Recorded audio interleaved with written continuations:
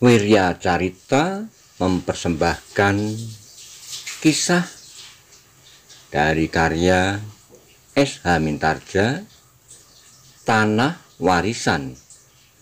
Selamat menikmati. Salam budaya.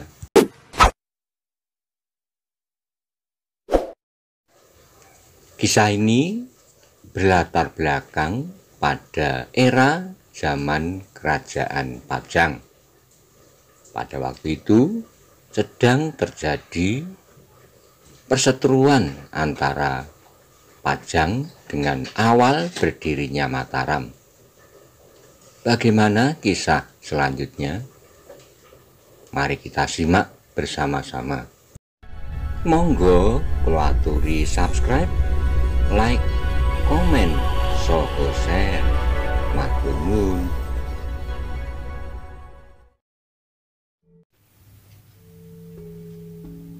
Prasangka tentang dendam. Oh, tiba-tiba wajah perempuan tua itu menjadi cemas. Mengapa engkau pelajari ilmu semacam itu, Ngger? Apa salahnya? Perempuan itu tidak menyaut, tetapi wajahnya menjadi suram. Dilemparkannya pandangan matanya yang sayu ke sudut yang gelap. Kemudian terdengar suaranya Paro. Ayahmu juga mempelajari ilmu semacam itu dahulu. Bramanti tidak segera menjawab. Ia melihat ibunya justru menjadi kecewa. Dengan demikian maka sejenak mereka dicekam dalam kesenyapan masing-masing, membiarkan angan-angannya meloncat ke saat-saat yang lampau. Bramanti yang masih kecil saat itu tidak dapat mengerti lebih banyak lagi mengapa ayahnya mati terbunuh dalam perkelahian yang tidak adil.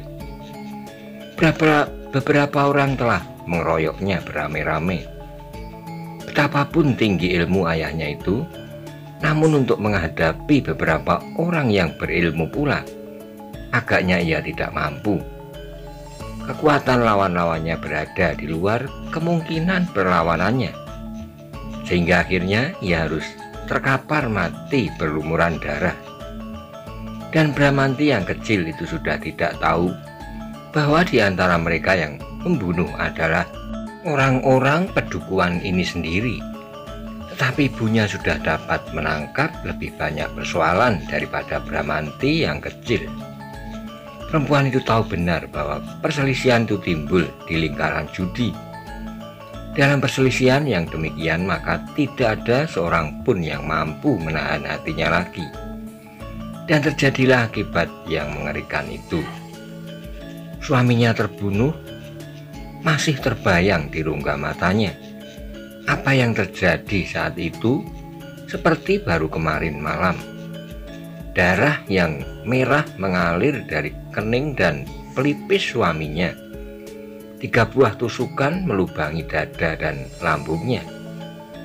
Yang paling pedih adalah geremang orang-orang yang melihat peristiwa itu. Tidak ada yang disalahkan setelah Pruwito menjadi miskin. Maka sifatnya tidak lebih baik dari seekor serigala. Dan ternyata kemudian bahwa akibat yang timbul tidak hanya terhenti sampai sekian. Meskipun Nyai Pruwito itu telah merasakan bahwa orang-orang di sekitarnya, para tetangganya telah mulai menjauhi keluarganya, namun sejak meninggalnya suaminya, sikap itu menjadi semakin nyata. Hanya dalam soal-soal yang sangat penting, orang-orang di sekitarnya bersedia menghubunginya. Mereka berbicara kadang-kadang sekali, sekedar 1-2 patah kata. Dengan demikian maka hidupnya kemudian menjadi terasing. Justru setelah ia menjadi miskin, setelah semua kekayaannya satu-satu mengalir ke lingkaran judi, perempuan tua itu menarik napas dalam-dalam, kemudian ditatapnya wajah anaknya yang masih tunduk. Ilmu itu akan selalu membawa malapetaka, Ngger, desisnya kemudian. Bramanti menggeleng. Tidak selalu, Ibu. Aku tahu bahwa orang-orang yang memiliki ilmu tata bela diri sering menyalahgunakan ilmunya.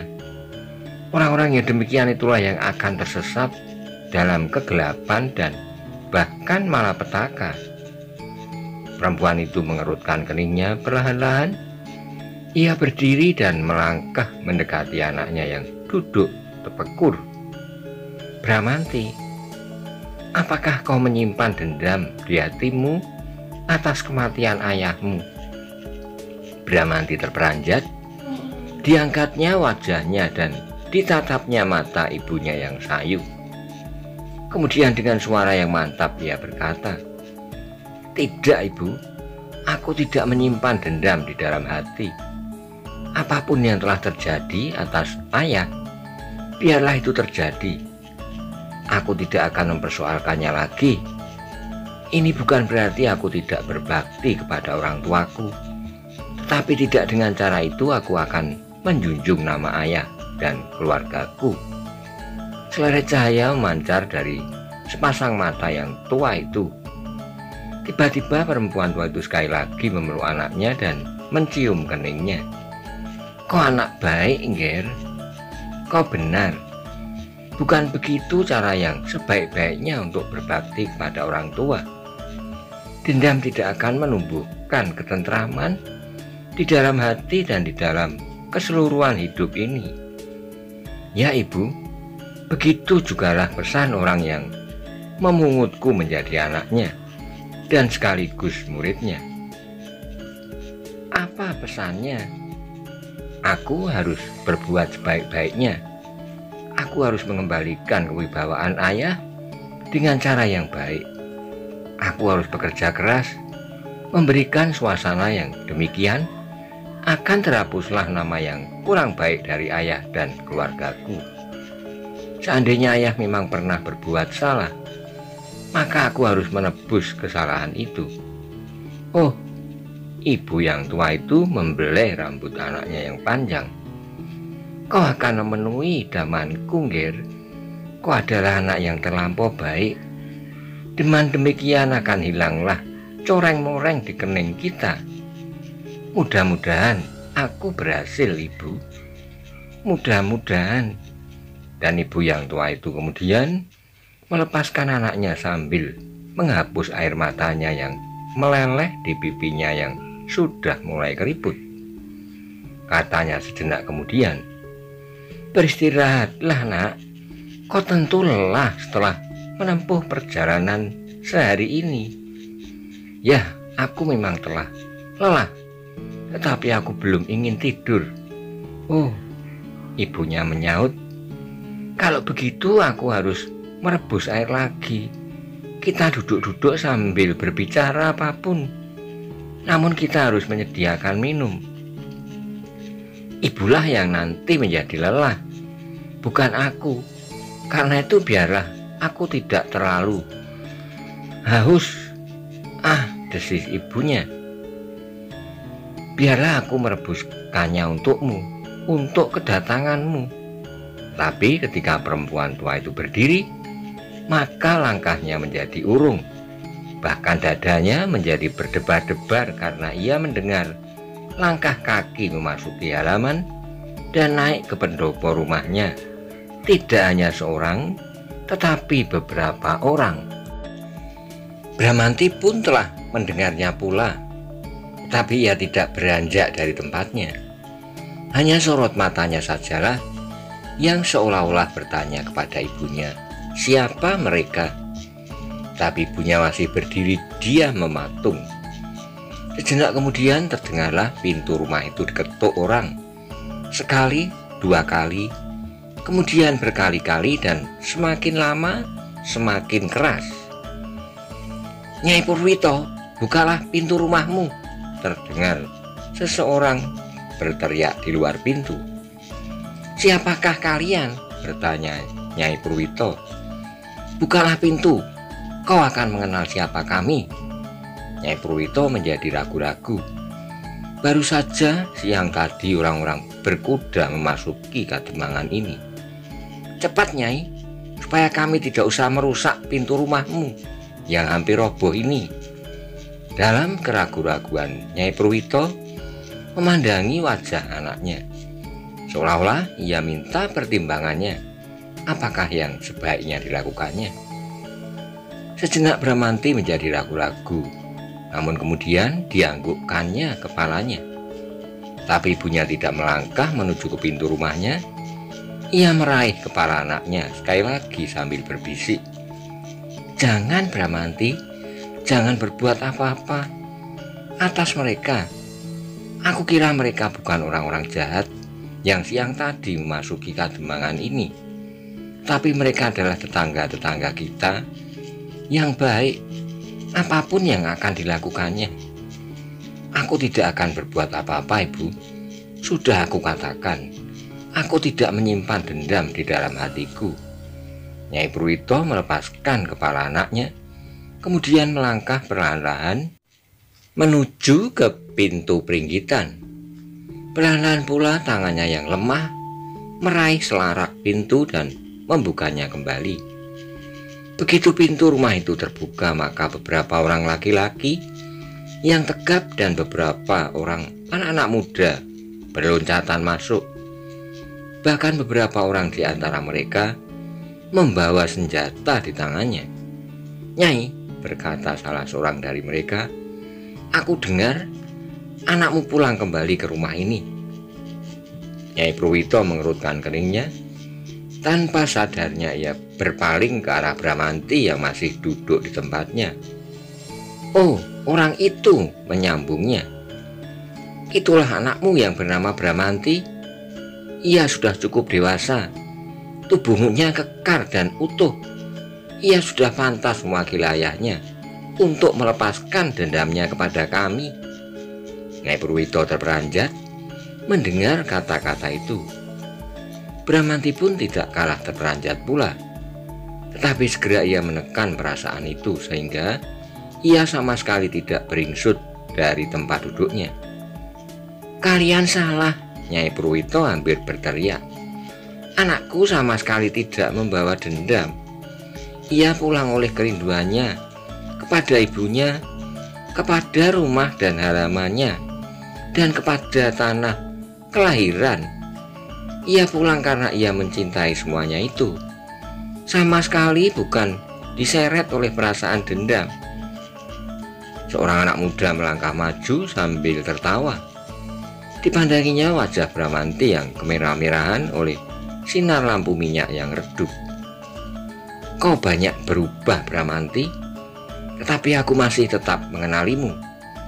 Tetapi bukan saja kau yang tumbuh menjadi besar, tetapi anak-anak yang sebaya dengan kau, kawan-kawanmu bermain di Kademangan ini pun telah tumbuh pula sebesar engkau."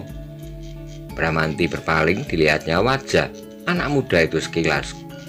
Kemudian perlahan-lahan ia berdiri sambil menjawab, "Ya, kalian telah menjadi besar pula, bahkan lebih besar dari aku. Dan orang-orang tua kami di sini sudah menjadi bertambah tua. Tetapi jangan kau sangka bahwa kau akan dapat membalas dendam kepada mereka.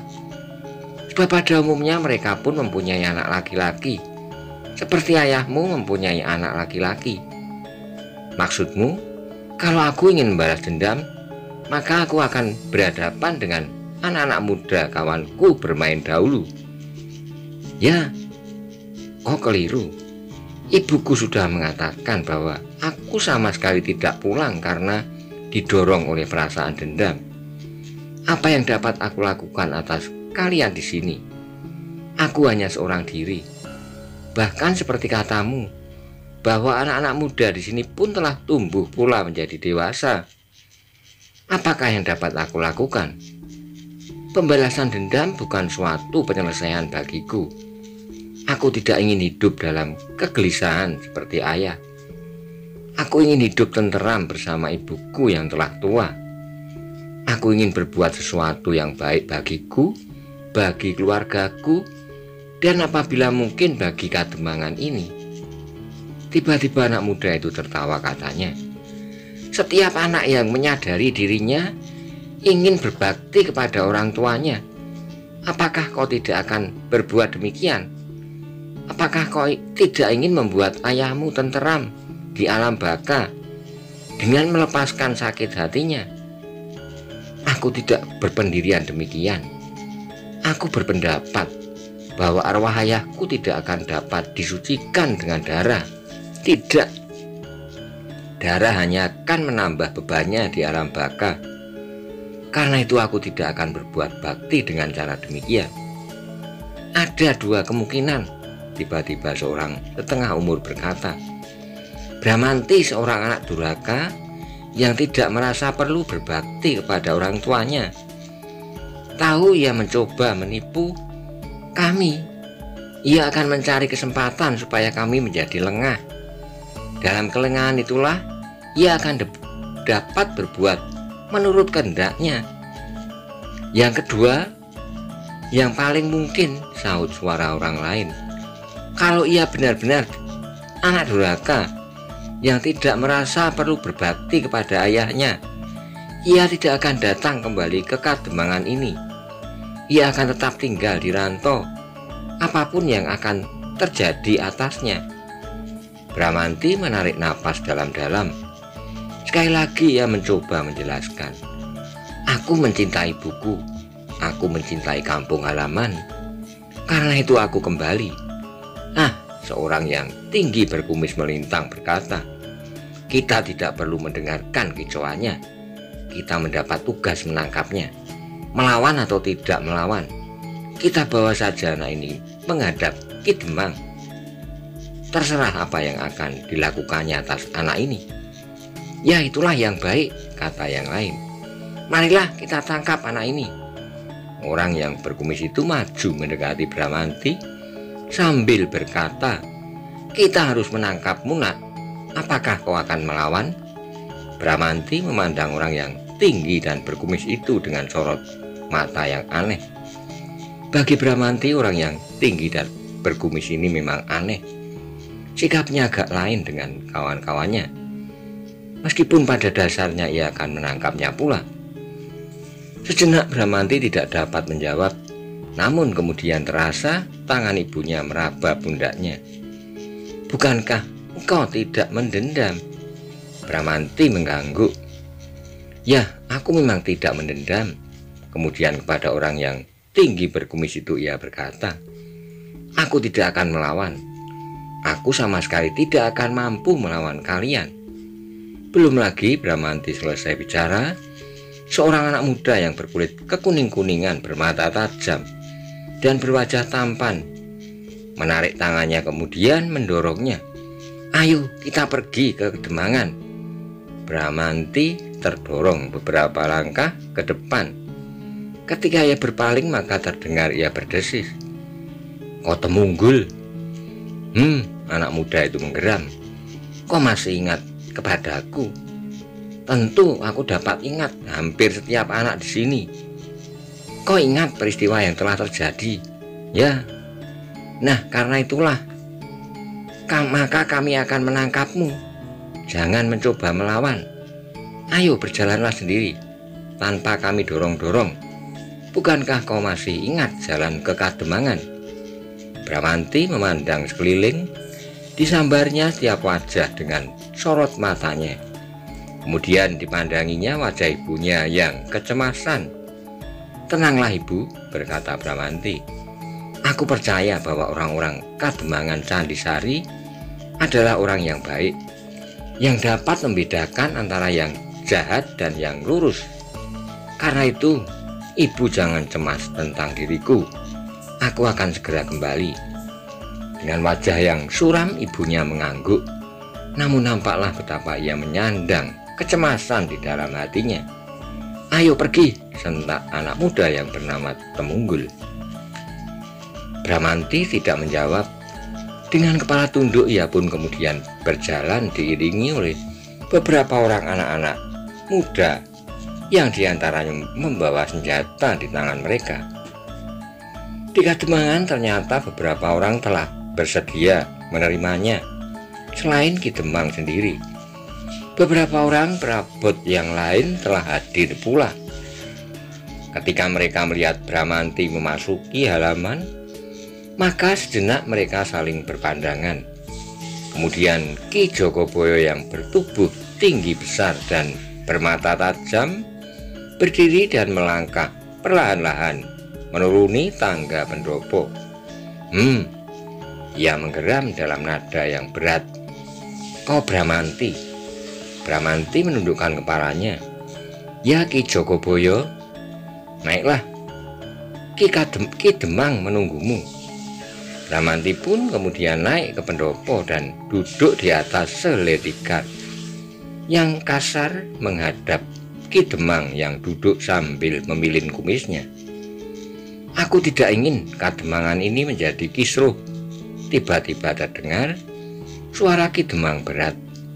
Bramanti tidak segera menjawab. Kepalanya masih menunduk dalam. "Aku tahu ayahmu mati terbunuh di kademangan ini," berkata Ki Demang kemudian. "Setelah kau hilang berapa tahun, maka tiba-tiba engkau datang lagi. Seorang telah melihatmu dan melaporkannya kepadaku." Bramanti menarik napas dalam-dalam. Pertanyaan serupa telah didengarnya lagi. Dendam.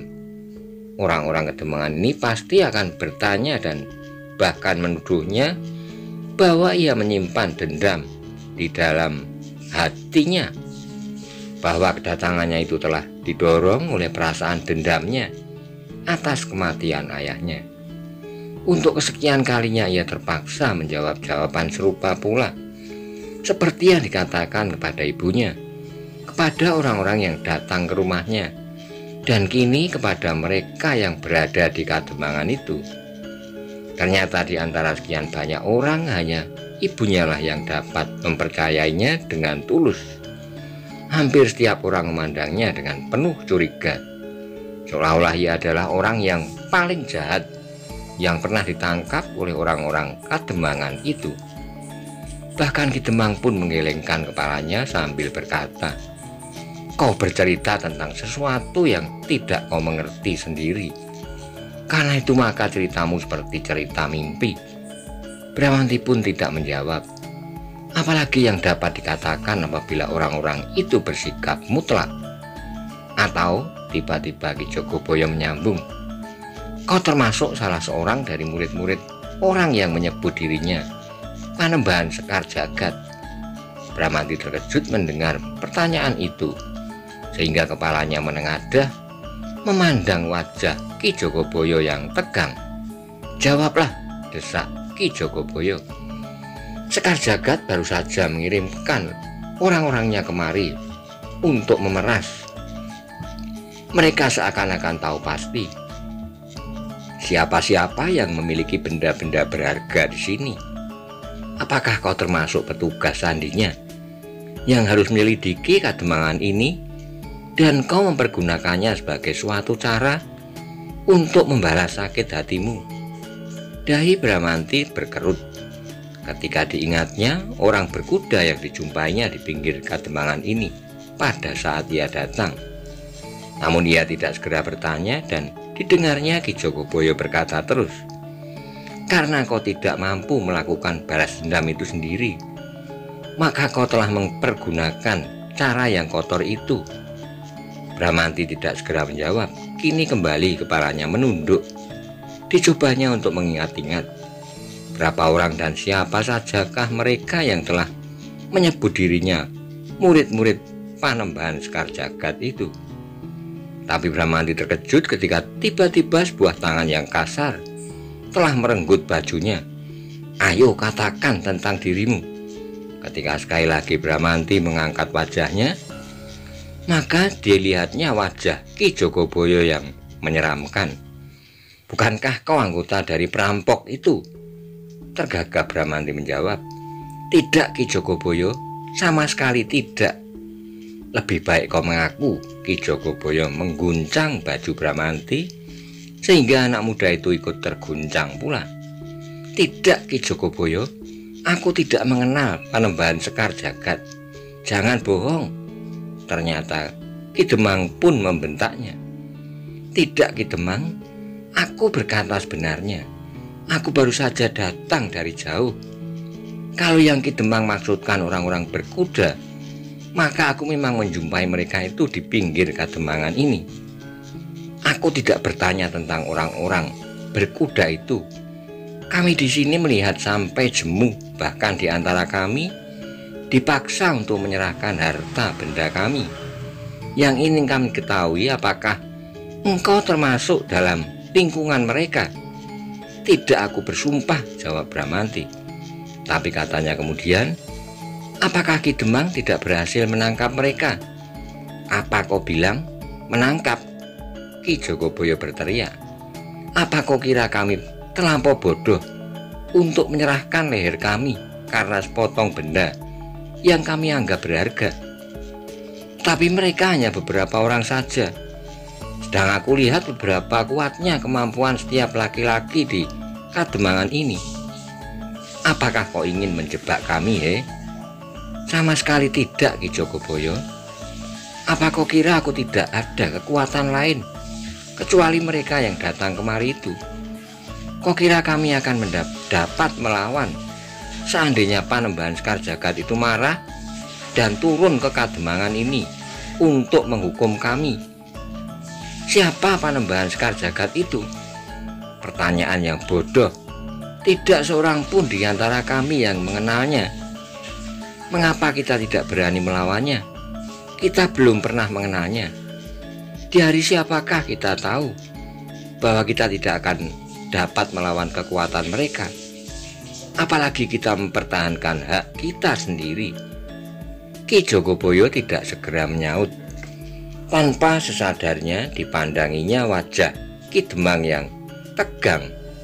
Namun sejenak kemudian Ki Demang itu berkata, kau mengigo. Yang ingin kami ketahui, apakah kau salah seorang dari mereka? Tidak, Ki Demang. Dan kau datang benar-benar tidak akan membuat onar Kademangan yang sedang dicengkam ketakutan ini. Tidak, Ki Demang. Aku tidak akan berani melakukan